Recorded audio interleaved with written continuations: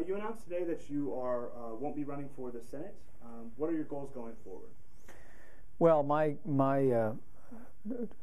family gave prayerful consideration to the encouragement that we received to look at running for the Senate from Indiana in 2010, but we ultimately concluded that my role as chairman of the House Republican Conference and my belief that Republicans will take back the majority of Congress in 2010 tells me my duty is on Capitol Hill, standing with the men and women in the Congress and across the country that are going to make that happen.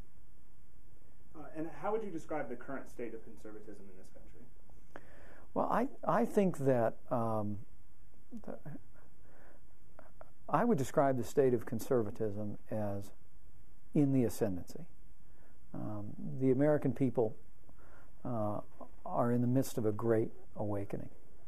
It's a time when the American people want to see their national government return to our roots of limited government, fiscal responsibility, personal responsibility, and traditional values.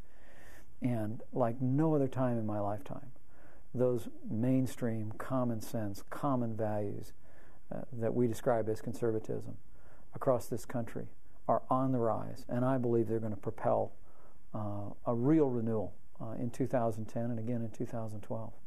And what should the President and Congress do to spur growth? You're meeting with the President at your retreat this weekend.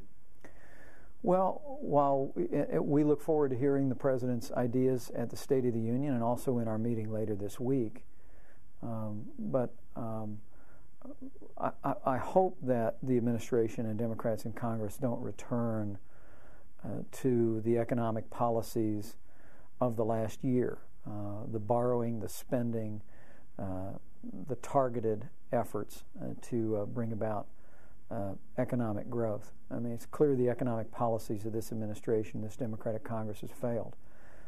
What we'd like to hear is for the President to begin to embrace the kind of broad-based tax relief that President Kennedy, President Reagan, and President Bush after 9/11 embraced, that has always and will always be the real means of stimulating economic growth during times of recession. Fiscal discipline in Washington, D.C., combined with fast-acting, across-the-board tax relief, is the real pathway toward restoring American prosperity.